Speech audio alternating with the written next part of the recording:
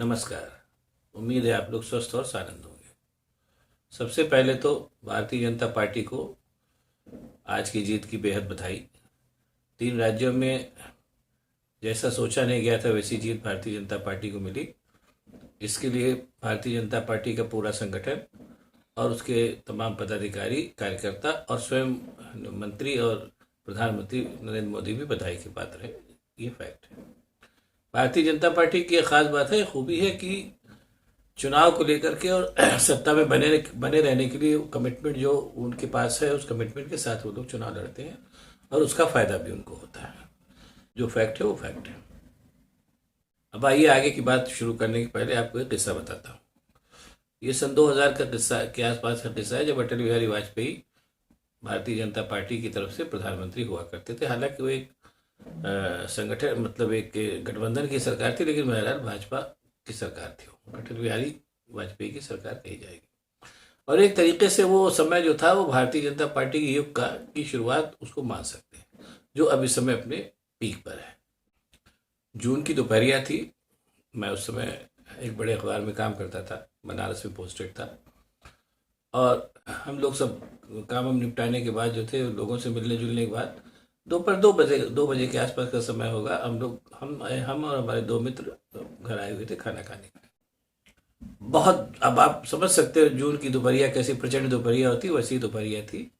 उसी समय दरवाज़ा खटका, तो मैंने अपने बॉय सर्वेंट था मेरे पास, उससे मैंने कहा यार खोलो दरवाज़ा, देखो कौन है जो उनकी दोपहरिया में। फिर उसने खोला तो 3 बुजुर्ग आदमी वहाँ खड़े थे। हमने कहा आइए आइए पहले अंदर आइए, आप लोग थके होंगे, परेशान होंगे, आइए अंदर आइए। उस समय कोई चुनाव चल रहा था। मैंने बताया ना कि 2000 के आसपास की बात है, कोई चुनाव उस समय चल रहा था। इतना नहीं याद है कौन सा चुनाव चल रहा था। मैं मजाक के उसमें नहीं कह रहा हूँ, जो वास्तविकता है इसलिए बताने की कोशिश कर रहा हूँ, उसको मजाक मत लीजिएगा। वो जो 3 बुढ़े आए थे, वो तीनों की उम्र 80 साल से ऊपर थी। उसमें से एक जो था, एक लंगड़ा था, एक जो था उसके एक हाथ नहीं था, और एक जो था उसके एक हाथ नहीं था और एक पैर नहीं था, लेकिन कपड़े लत्ते तीनों ठीक ठाक पहने हुए थे। लग रहा था ठीक ठाक घरों के बुढ़े हैं। बहरहाल वो तीनों बैठे, मैंने उनको मिठाई खिलाई, पानी नहीं पिलाया। मैंने कहा अब बताइए क्या बात है, आप लोग क्यों आए। मैं चूंकि पत्रकार था तो वो लोग इस तरीके से मिलने आते रहते थे घर पे मेरे कभी कभी। तो मैंने सोचा कि हो सकता है किसी परेशानी के मारे वो तीनों ही बुढ़े हों आए। बहरहाल जो भी था, तो उन लोगों ने हाथ जोड़ के कहा कि भैया चुनाव चल रहा है और हम चाहते हैं कि आप लोग भारतीय जनता पार्टी को वोट दें, हम लोग उसके सदस्य हैं। तो हमने थोड़ा पूछा, हमने कहा कि आप भारतीय जनता पार्टी की तरफ से आए या राष्ट्रीय स्वयंसेवक संघ की तरफ से आए। उन्होंने कहा नहीं भैया हम लोग स्वयंसेवक संघ की तरफ से आए हैं, आप अगर वोट देंगे तो हमें अच्छा लगेगा। हमने कहा ठीक है, आप लोग आराम से जब तक बैठना चाहिए बैठे, फिर हम वोट देंगे। उसी समय मेरे दिमाग में ये बात आई कि यार जब इस कदर कमिटमेंट है तो इसका मतलब कि ये मान के चलिए कि अब इस पार्टी के दिन शुरू हो गए। और इसी तरीके के एक और मुझे अनुभव हुआ, वो भी व्यक्तिगत अनुभव ही कहा जाएगा। बात अभी हाल की है, कुछ साल पहले की। तब मैं सतना में पोस्टेड हुआ करता था एक अखबार में। तो मैं पहली बार लखनऊ से सतना गया था और मुझे रास्ता भूल गया था, और रात का करीब 3 बजे का समय था। अब मैं खड़ा था, कुछ समझ में नहीं आया था जाऊँ तो कहाँ जाऊँ। तो उसमें एक 22-23 साल का लड़का आया, उसने कहा कि आपको कहीं जाना है। कहाँ यार, जाना तो है। तो उसने कहा बताया, तो हमने भाई जगह तो पता ही थी, हमने कहा वहाँ जाना है। तो और कोई गाड़ी घोड़ा कुछ मिली नहीं। उसने कहा आप बैठिए मेरी मोटरसाइकिल पे, और वो उसने मुझे घर छोड़ दिया। तो मैंने पूछा बेटा तुम करते क्या हो। तो उसने बताया कि मैं भारतीय जनता युवा मोर्चा का सतना का कोई एक प्रदेश मतलब प्रदेश पदाधिकारी था, महामंत्री था, जो कुछ भी रहा इतना नहीं याद है। उस समय मेरे दिमाग में बात आई कि रात के 3 बजे अगर कोई लड़का मुझे वहां तक छोड़ रहा है तो ये कमिटमेंट है, ये कहीं ना कहीं। और उस समय मध्य प्रदेश में भारतीय जनता पार्टी की सरकार थी भी। ये मेरे व्यक्तिगत अनुभव रहे। नीति नियमों उनके सबके दरकिनार जो ये अनुभव थे, ये अपने आप में याद रहने वाले अनुभव थे।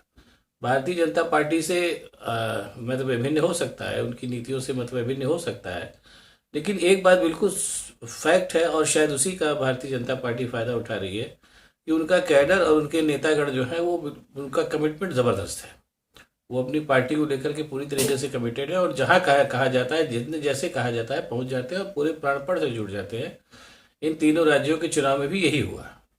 नीति नियम तो अपनी तरफ उधर किनारे, लेकिन ये कमिटमेंट जो था वो आज की तारीख में कांग्रेस के पास कहीं से नहीं है। नंबर एक। और नंबर दो, कांग्रेस की जो एक दूसरी सबसे बड़ी कमी है जो है, उसको नज़रअंदाज चुनाव के समय किया जाता है, लेकिन वो अपना काम तो करती है कि कांग्रेस के पास संगठन के नाम पे आज की तारीख में जीरो है। पूरे चुनाव में आप देखिए उनके पास भाषण देने के लिए लय दे के राहुल गांधी है, प्रियंका गांधी है, कभी कभी बुजुर्ग हो चुकी सोनिया गांधी भी आ जाती है, और आजकल खड़गे जी भी फॉर्म में है, लेकिन वो भी बुजुर्ग आदमी है। और उसके अलावा जो लोकल लीडरशिप होती है, जो कहीं से भी उतनी ना तो कमिटेड है और नहीं उसका कोई मतलब उसका वो एक क्या नाम है वो भी नहीं है, मतलब एक उसका आभा मंडल भी नहीं है जैसा उसके जो प्रतिद्वंदी है भाजपा के लोगों का है। अब जैसा मैंने बोला कि जैसे तेलंगाना में शुरू से ये कन्फर्म था कि भारतीय जनता पार्टी कहाँ कहीं कोई मतलब न तो वो है, और दक्षिण में हार भी चुकी थी, लेकिन उसके बावजूद भारतीय जनता पार्टी ने पूरे प्राणपण से वहाँ चुनाव लड़ा। वो एक अलग बात है कि हार गई, हार जीत तो लगी ही रहती है, लेकिन जो चुनाव को लेकर के जो कमिटमेंट था वो कमिटमेंट भारतीय जनता पार्टी ने तेलंगाना में भी दिखाया, जिसके बारे में उसको शुरू से मालूम था कि वो कहीं नहीं स्टैंड करे, लेकिन बहरहाल जो है वो है। और शायद इसी की वजह से मैंने पहले भी बताया कि इसी कमिटमेंट का फायदा उसको तीनों राज्यों में मिला। राजस्थान में मिला, और मध्य प्रदेश में मिला, और क्या नाम है इसमें छत्तीसगढ़ में मिला। मोटे तौर पर मैं यहाँ ये भी इस समय कह देना चाहता हूँ कि जो उनकी जो कार्य पद्धति है, कार्य पद्धति में भारतीय जनता पार्टी और कांग्रेस लगभग एक हो चुकी हैं। जनता को फ्री चीज़ें कांग्रेस भी बांटती है, भाजपा भी बांटती है। मोटा मोटा अगर उनका वो की गणित लगाया जाए तो फ्री फ्री के हिसाब से मिलने वाली चीज़ों में मोटे तौर पे दोनों लगभग एक ही होती हैं। अगर वो पैसे दे रहे हैं तो वो भी पैसा दे रहे हैं। उन्होंने महिलाओं को पैसा देने की बात की कांग्रेस ने, तो मध्य प्रदेश में भी लाडली बहना, ये सब एक तरीके से ऑलमोस्ट योजनाएं सब दोनों पार्टियां एक जैसी ही चला रही हैं। तो कुल मिलाकर के कोई एक ऐसी बात नहीं कि जिसपे चीज़ों को तोला जा सके, नंबर एक। और नंबर दो, एक दूसरी चीज़ ये भी है कि जो अब मैं खास तौर से मध्य प्रदेश की बात करूँगा। मध्य प्रदेश में मैं चूंकि रहा हूँ, वहाँ जब मैं रहा तो मैंने दो चीज़ें ऑब्जर्व की थी। क्या हुआ क्या नहीं हुआ इलेक्शन में ये तो मैं नहीं कह सकता, क्योंकि मैं वहाँ था नहीं। जो मोटे तौर पर जो दिखाई दिया वो यही है कि एक तो शिवराज सिंह चौहान के अंदर सबसे अच्छी बात है कि वो सहज सुलभ आदमी है। पूरी तरीके से आप कभी भी उनसे चाय मिल सकते हैं। मुख्यमंत्री का कोई दम्भ आपको उनके अंदर नहीं दिखाई देगा, ये उनके एक सबसे बड़ा प्लस पॉइंट है। और दूसरा प्लस पॉइंट जिसपे चर्चा आजकल नहीं होती है, लेकिन मैंने उसको वहाँ ऑब्जर्व किया था, मतलब शिवराज सिंह चौहान जब मध्य प्रदेश में चीफ मिनिस्टर बने थे तो मध्य प्रदेश भी एक तरीके से बीमारू राज्य था। शिवराज सिंह चौहान ने एक काम वहाँ किया जिसका बहुत बड़ा फायदा मध्य प्रदेश को हुआ। उन्होंने पूरी ऊर्जा मध्य प्रदेश की खेती को बढ़ाने में लगाई। मध्य प्रदेश वो पहला राज्य था जिसने बहुत ही कम मतलब रेट ऑफ इंटरेस्ट पे किसानों को लोन मुहैया कराया। और ये भी था कि अगर आप समय से पहले लोन चुका रहे तो उस लोन में भी कुछ छूट दी जाती थी। ये मध्य प्रदेश में हुआ, जिसका फायदा ये हुआ कि आज की तारीख में मध्य प्रदेश जो है अनाज उत्पादन के मामले में एक अग्रणी राज्य बन गया है। वो एक अलग बात है कि वहाँ पर जिसको कहना चाहिए कि भुखमरी भी बहुत ज़्यादा है, उसका कारण कुछ और है, वो उस पर फिर कभी चर्चा हुई। और दूसरा एक कारण मेरी समझ में ये आ रहा है, मैं कह नहीं सकता क्योंकि किस हद तक सही है, जो मैंने ऑब्जर्व किया वो मैं बता रहा हूँ कि ये जो मध्य प्रदेश एकमात्र ऐसा राज्य है जहाँ की सवर्ण डोमिनेशन अभी भी ज़बरदस्त है।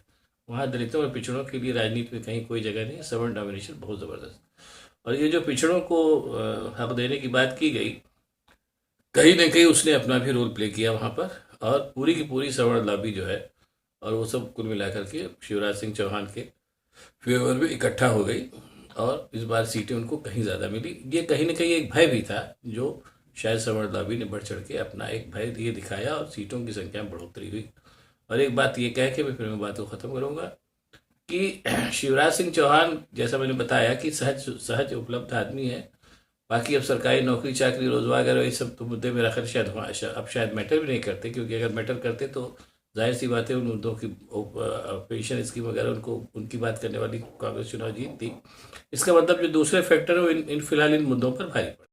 और इसमें कोई शक नहीं कि कमलनाथ अपने पूरे व्यक्तित्व में शिवराज सिंह के से 20 मतलब 18 नहीं बल्कि 15 पढ़ते हैं। तो शायद कहीं ना कहीं जनता ने यह भी सोचा होगा कि एक ऐसा आदमी जो अवेलेबल है और जिसको हम जान रहे हैं, उसकी बजाय एक ऐसे आदमी को लाने की क्या ज़रूरत है जिसको भाई हम कायदे से जानते भी नहीं। शायद ये सब कारण रहे होंगे। बहरहाल कारण जो भी हों, आज की तारीख में भारतीय जनता पार्टी विजयी पार्टी है। इसकी उसको फिर से बधाई। अब आपको अगर मेरा वीडियो पसंद आए तो इसको शेयर करिए, लाइक करिए, साथ ही साथ मेरे चैनल को सब्सक्राइब करिए। बहुत बहुत धन्यवाद। नमस्कार।